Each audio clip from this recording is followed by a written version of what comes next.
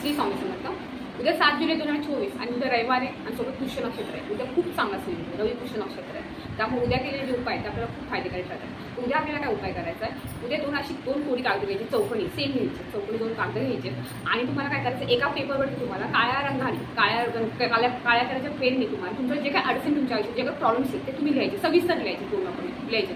आणि दुसरा जो कागद घ्यायचा त्याच्यावर तुम्ही लाल पेनने तुमच्या येणाऱ्या 2-3 वर्षांमध्ये तुम्हाला काय अचीव्ह करायचं आहे ते तुम्ही सविस्तरमध्ये लिहायचं। म्हणजे तुम्हाला जे काही पाहिजे ड्रीम्स होते ते अचीव्ह करायचे त्याचे लिहायचे। आणि नंतर तुम्ही काय करायचं, तुम्हाला जो काळ्या पेनने जे आपण प्रॉब्लेम्स लिहिले तो कागद तुम्हाला असं चुरगळायचा आहे, तुम्हाला घ्यायच्यावरती जाळायचा आहे तो, आणि नंतर जी राख आहे त्याची तुम्हाला वॉश बेसिनमध्ये वाहून द्यायची।